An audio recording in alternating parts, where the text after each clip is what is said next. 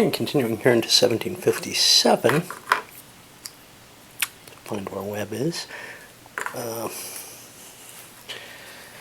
First thing that happened was that Dieskau completed his siege, and he played the Cohorns card to help with that. Got his initial activation card as well as that. The English played a campaign, moved Braddock out here to push north in that direction. Well, actually, yeah, and they pushed Webb forward. But as you can see, the French had an ambush card. The English didn't have a counter for that. I think on my last ambush, I rolled the dice together. This time I did it right. The French got first fire, and while they didn't wipe the British out, they're down to 1 unit and had to retreat. But as you can see, there's no French leader anymore. He was killed in the battle.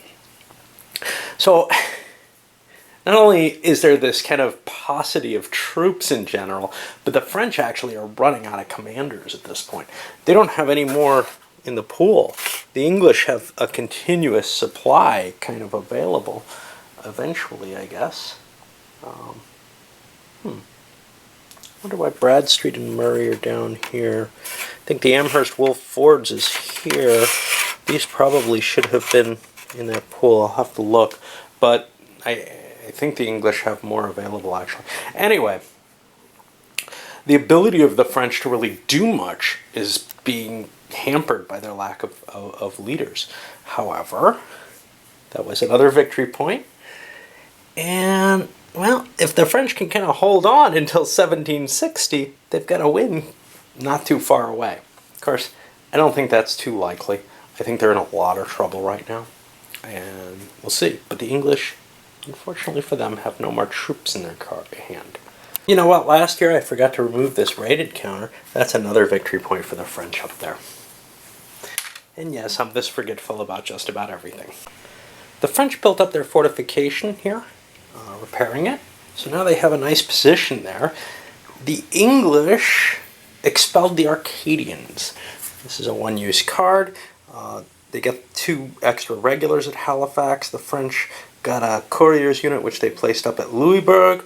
And they got to restore their reduced couriers as well as any militia which they didn't have from on the board. This was a signal to the French. They played courier intercepted and drew a fieldworks card from the English, this very one. By a signal, I mean, wow, Halifax might end up landing, and that's who Moncton there, might end up landing at Louisbourg. I want some defenses.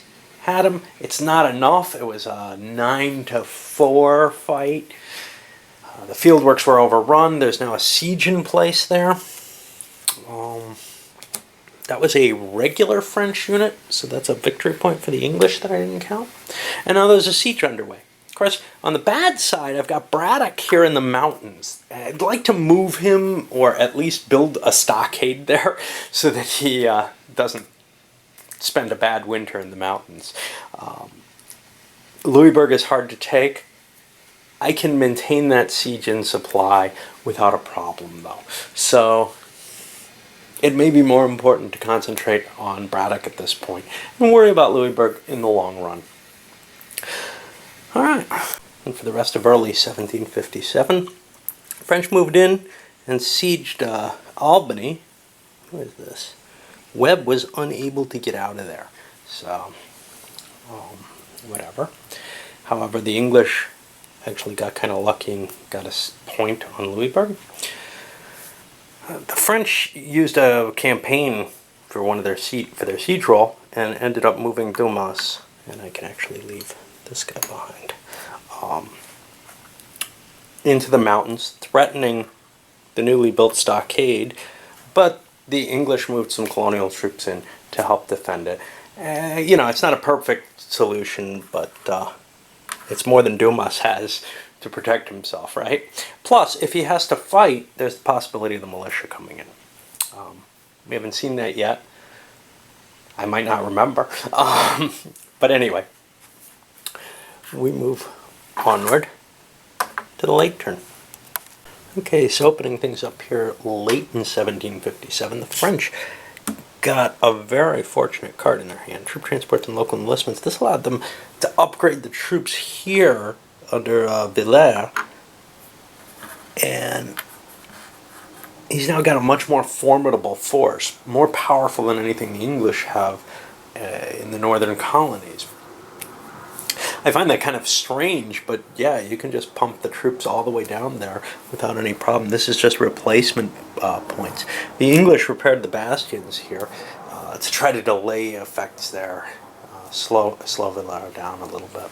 Both sides have been concentrating on sieges through most of this hand. The French have used half their cards, the English slightly less. But the French have finally gotten Albany. Now, this is kind of weird, and maybe I'm just missing something here, but there's a siege value. Is that 2 shifts against, or does it affect the siege table roll? It doesn't appear in either case to have an effect that I see here. The only thing I see is this attacker modifier, assault modifiers. The attacker gets a 1 column against him. I'm going to have to look in the rules again for that. But then the other thing that was curious for me is there are no real counters to mark French control of an English fortress or vice versa. So I'm just using one of these fort markers, fine, for whatever reason. Now, that caused 3 more victory points to go to France, and we're getting close to a French automatic victory. The English have to be very, very careful now. Well, a quick look makes me see the value there. That 2 points indicates it takes level 2 siege marker. I required a level 2 siege marker for the level 1 forts. So what? Okay. But we've definitely made some other mistakes equivalently damaging, I would say. Anyway, trying to put a thought into what the English are going to do. If they can take Louisburg, well, that fixes the issue for this turn. You know, the French are not going to be able to pump themselves too many victory points with 4 cards in their current position. But they got one sitting right here that they can just grab. They might be able to raid and get one. It's beginning to look really scary for the English. Well, the English have been building up something of an answer to this. The French attempted a raid that didn't work. There's actually 2 more forts here. I could just go marching through them and grab them, burn them down, and I'd have a unit out of supply. But that might not be so terrible. But now there's this real risk because Bradstreet, and actually I get the final English leader here automatically, Murray, who's not as good, unfortunately, but I can move just Bradstreet, has collected up some lights and some Highlanders off of cards he was able to play. So now there's a significant English force stationed in New York that can push forward. It can't probably turn the tide of the victory points, but it might be easier than taking Louisburg even with part of that siege in place. I don't know. We'll see what the French do.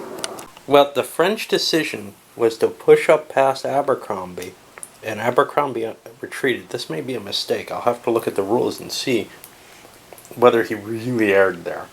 But a couple of these stockades have fallen. This one was destroyed.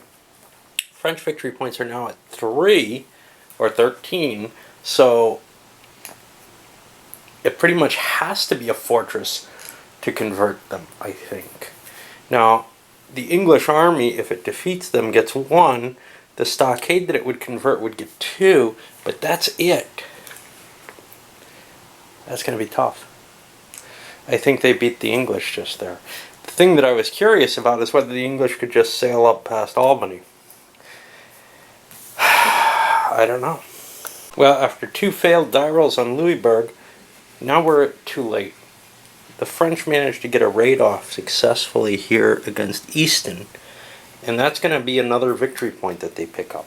The English have 1 more card. The only thing they can really do is Louisburg. They're at -2 there, and they fail.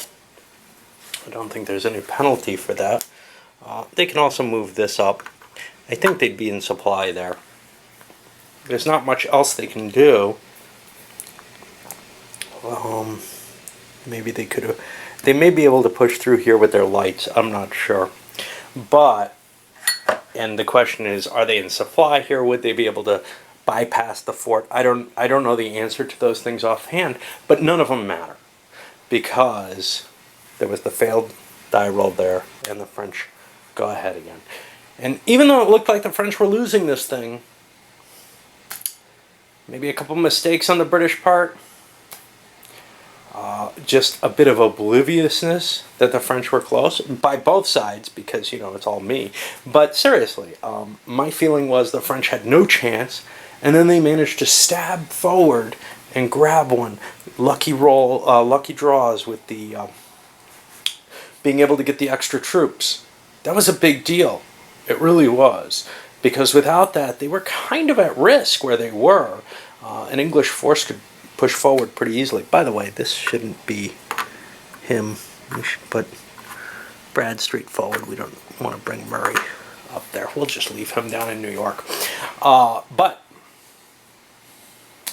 you know, it's one of the factors in this game. The tide can be not quite what you think. The French in the early war have a significant amount of points. And then the question here was, well, what came out of this was, wow, they were able to stab forward and grab just enough, and some more, to put them into the victory. But as the game goes on, victory gets closer and closer for them. So even though they're under pressure, if they can kind of hold on to things a little bit, they still have that chance to make that one push and knock the British out of the war or whatever. Anyway, this was enjoyable. I think this is about as far into the game, although we may have played just the, I don't know, whatever the campaign scenario is, or whatever, but it didn't feel like I think we played the full game. It didn't feel like I got very far in that game, and it didn't feel like I got very far in this one. In some ways, I would kind of like to be able to take the time to play out another game of it. But, you know, I've got a lot of games to cover. I'll come back to this and probably vid it again. And probably have just as much trouble with the rules. I'll be back with a review in a bit.